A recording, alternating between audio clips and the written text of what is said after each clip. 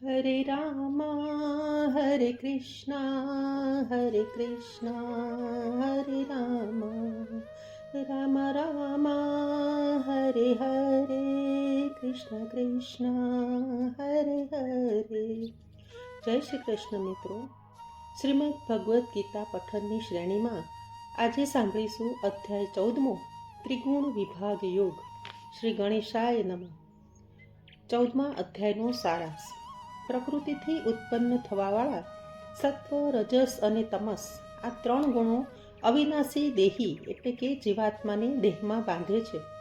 સત્વગુણ નિર્મળ હોવાથી બુદ્ધિરૂપ પ્રકાશ કરનાર અને દોષરહિત છે. તે સુખ અને જ્ઞાનની આસક્તિથી જીવને બાંધે છે. તેનું ફળ શુભ અને નિર્મળ છે. સાત્વિક ગુણવાળા પ્રાણી મૃત્યુ બાદ શ્રેષ્ઠ જ્ઞાનીઓના નિર્મળ લોકને પામે છે. રજોગુણ તૃષ્ણા અને આસક્તિથી ઉત્પન્ન થયેલો હોવાથી તે ભૌતિક કર્મોના સંગથી જીવને બાંધે છે. તેનું ફળ દુઃખ છે. માટે રજોગુણવાળા પ્રાણી મૃત્યુ બાદ આ લોકમાં ફરીથી જન્મ લે છે. ત્યારે તમોગુણ અજ્ઞાનથી ઉપજેલો હોય તે પ્રમાદ, આળસ અને નિદ્રાથી જીવને બાંધે છે. તેનું ફળ અજ્ઞાન જ છે. તમોગુણવાળા પ્રાણી મૃત્યુ બાદ અધોગતિને પામે છે. અધ્યાયના અંતમાં શ્રી કૃષ્ણ ભગવાન કહે છે કે જે મનુષ્ય જ્ઞાન, પ્રવૃત્તિ, મોહની પ્રાપ્તિ કે નિવૃત્તિમાં તટસ્થ રહે, સુખ દુઃખને સમાન સમજે, માટી અને સોનું એક સમાન સમજે, તેમજ પ્રિય અપ્રિયમાં, નિંદા સ્તુતિમાં, માન અપમાનમાં, મિત્ર પક્ષે શત્રુ પક્ષે સમભાવે વર્તે અને કર્મોમાં કર્તાપણાના અભિમાનથી રહિત રહે, તે મનુષ્ય 3 ગુણોને ઓળંગી ગયો છે, અર્થાત તે ગુણાતીત થયો છે એમ કહેવાય છે. અધ્યાય 14મો, ત્રિગુણ વિભાગ યોગ. ભગવાન શ્રી કૃષ્ણ કહે છે કે હે અર્જુન, સર્વ જ્ઞાનોમાં જે ઉત્તમ જ્ઞાન છે, જેને જાણીને મુનિજનો આ સંસારથી મુક્ત થઈને પરમ સિદ્ધિને પામ્યા છે, તે જ્ઞાન હું તને ફરીથી કહું છું. આ જ્ઞાનનો આશ્રય લઈને જે મનુષ્યો મારા સ્વરૂપને પામ્યા છે, તેઓ સૃષ્ટિની ઉત્પત્તિ વખતે પણ જન્મ પામતા નથી અને પ્રલયકાળે તેમને કશી વ્યાકુળતા પણ થતી નથી. હે ભારત, મારી બ્રહ્મરૂપ પ્રકૃતિ તો સર્વભૂતોની યોનિ છે. તેમાં હું જીવરૂપી ગર્ભનું સ્થાપન કરું છું. તેનાથી સર્વભૂતોની ઉત્પત્તિ થાય છે. સર્વ યોનિઓમાં જે શરીરો ઉત્પન્ન થાય છે, તેઓનું ઉત્પત્તિ સ્થાન મહદ બ્રહ્મરૂપ પ્રકૃતિ માતા છે અને હું તેમાં બીજ સ્થાપન કરનાર સર્વનો પિતા છું. હે મહાબાહો, પ્રકૃતિથી ઉત્પન્ન થવાવાળા સત્વ, રજસ અને તમસ આ 3 ગુણો અવિનાશી દેહી એટલે કે જીવાત્માને દેહમાં બાંધી રાખે છે. એ ગુણોમાં સત્વગુણ નિર્મળ હોવાના કારણે બુદ્ધિરૂપ પ્રકાશ કરનાર અને દોષરહિત છે. તે સુખ અને જ્ઞાનના સંગથી જીવને બાંધે છે. તૃષ્ણા અને આસક્તિમાંથી ઉત્પન્ન થયેલો રજોગુણને રાગ સ્વરૂપ જાણ. તે જીવને ભૌતિક કર્મો સાથે બાંધે છે. સર્વ દેહધારીઓને મોહ પમાડનાર તમોગુણને તું અજ્ઞાનથી ઉપજેલો જ જાણ. તે પ્રમાદ, આળસ અને નિદ્રા વડે જીવને બાંધે છે. હે ભારત, સત્વગુણ જીવને સુખમાં અને રજોગુણ કર્મમાં જોડે છે, પણ તમોગુણ તો જ્ઞાનને ઢાંકી દઈને પ્રમાદમાં જોડે છે. હે ભારત, રજોગુણ તથા તમોગુણને દબાવીને સત્વગુણ વધે છે. સત્વગુણ અને તમોગુણને દબાવીને રજોગુણ વધે છે, તો કેટલીક વાર સત્વગુણ તથા રજોગુણને દબાવીને તમોગુણ વધે છે. જ્યારે આ દેહમાં અંતઃકરણ અને ઇન્દ્રિયરૂપી બધા દ્વારોમાં પ્રકાશ અને જ્ઞાન પ્રગટે છે, ત્યારે સત્વગુણ વધ્યો છે એમ જાણવું અને રજોગુણ વધતા લોભ, પ્રવૃત્તિ એટલે કે સકામ ભાવથી કર્મોનો આરંભ, અશાંતિ અને નિરંકુશ ઈચ્છા આ વૃત્તિઓ ઉત્પન્ન થાય છે, તથા તમોગુણ વધતા અપ્રકાશ, અપ્રવૃત્તિ, પ્રમાદ અને મોહ આ પ્રવૃત્તિઓ ઉત્પન્ન થાય છે. જ્યારે સત્વગુણ વધ્યો હોય ત્યારે દેહધારી પ્રાણી મૃત્યુ પામે તો તે શ્રેષ્ઠ જ્ઞાનીઓના નિર્મળ લોકને પામે છે. રજોગુણમાં મૃત્યુ પામનાર કર્મમાં આસક્તિવાળા લોકમાં ફરીથી જન્મ લે છે અને તમોગુણમાં મૃત્યુ પામનાર મૂઢ યોનિ એટલે કે પશુ, પક્ષી, સ્થાવર આદિમાં જન્મ લે છે. વિદ્વાનોએ સાત્વિક કર્મનું ફળ સાત્વિક અને નિર્મળ કહ્યું છે. રાજસ કર્મનું ફળ દુઃખ કહ્યું છે અને તામસ કર્મનું ફળ અજ્ઞાન એટલે કે મૂઢતા, મૂર્ખાઈ કહ્યું છે. સત્વગુણથી જ્ઞાન, રજોગુણથી લોભ અને તમોગુણથી પ્રમાદ, મોહ તેમજ અજ્ઞાન ઉત્પન્ન થાય છે. સત્વગુણમાં રહેલા સ્વર્ગાદી લોકમાં જાય છે રજોગુણમાં રહેલા મનુષ્ય લોકમાં રહે છે અને અધમ તમોગુણની વૃત્તિમાં રહેલાઓ નરકમાં જાય છે.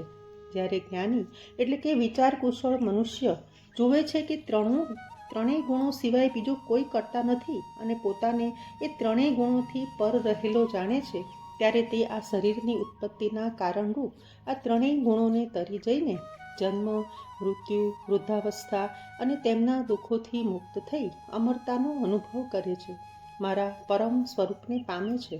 અર્જુન પૂછે છે, હે પ્રભુ, આ ત્રણ ગુણોથી પર થયેલા મનુષ્યના લક્ષણો કેવા હોય છે, તેનો આચાર કેવો હોય છે અને મનુષ્ય કયા ઉપાયથી આ ત્રણ ગુણોથી પર થઈ શકે છે? શ્રી કૃષ્ણ કહે છે કે હે અર્જુન, જે મનુષ્ય સત્વ, રજસ અને તમોગુણથી ઉપજતા પ્રકાશ, પ્રવૃત્તિ અને મોહ પ્રાપ્ત થતા તેમનાથી દુઃખ નથી માનતા અને તે બધા જ નિવૃત્ત થઈ જાય તો પણ તેમની ઈચ્છા નથી કરતા અને ઉદાસીનની જેમ સ્થિર રહે છે, ગુણોથી વિચલિત થતા નથી, ગુણો જ ગુણોમાં વર્તે છે એમ સમજીને સ્વસ્થ રહે છે, સ્વરૂપમાં ભાનથી ડગતા નથી, સુખ દુઃખને સમાન સમજે છે, માટીના ઠેફા, પથ્થર તથા સોનું એક સમાન સમજે છે તથા પ્રિય કે અપ્રિયમાં, પોતાની નિંદા કે સ્તુતિમાં, માન અપમાનમાં, મિત્ર પક્ષે કે શત્રુ પક્ષમાં સમભાવે વર્તે છે, સર્વ કર્મોમાં કર્તાપણાના અભિમાનથી રહિત થયેલો હોય છે, તે મનુષ્ય ત્રણ ગુણથી પર થયેલો ગુણાતીત કહેવાય છે.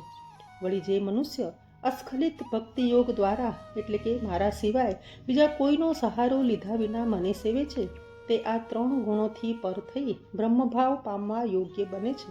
આ બ્રહ્મની સ્થિતિ તે હું છું. અવિનાશી અમરતા મોક્ષનું સ્વરૂપ હું છું અને સનાતન ધર્મનો તથા અનંત અખંડ એકરસ સુખનો આશ્રય પણ હું જ છું. ઇતિ શ્રીમદ ભગવદ્ ગીતામાં શ્રી કૃષ્ણ અર્જુન વચ્ચે થયેલ સંવાદમાં ત્રિગુણ વિભાગ યોગ નામનો 14મો અધ્યાય સંપૂર્ણ. 14મા અધ્યાયનું મહાત્મ્ય ફળ. શંકર ભગવાન પાર્વતીજીને અને વિષ્ણુ ભગવાન લક્ષ્મીજીને કહે છે કે હવે તમે સંસારના બંધનોમાંથી મુક્તિ અપાવનારા ગીતાજીના 14મા અધ્યાયનું મહાત્મ્ય ફળ વિશે સાંભળો. મહારાષ્ટ્ર પ્રદેશમાં પ્રત્યુદક નામના મહાનગરમાં બ્રહ્મદત્ત નામનો એક અતિ પવિત્ર અને ધર્મિષ્ઠ બ્રાહ્મણ રહેતો હતો. તે જેટલો ધાર્મિક અને પરમાર્થી હતો એટલી જ તેની પત્ની વિલોભના દુરાચારી હતી. તેની કર્કશ વાણીના તીર બ્રાહ્મણના હૃદયને વીંધી નાખતા. વ્યભિચારી પત્નીના કાળા કરતૂતોથી ત્રાસી ગયેલો બ્રાહ્મણ તેને બહુ જ સમજાવતો, પણ તેની પત્ની કશું જ કાને ન ધરતી. એક દિવસ બ્રાહ્મણને એવો ક્રોધ ચડ્યો કે તેણે દુરાચારી પત્નીનું ગળું દબાવીને મારી નાખ્યું.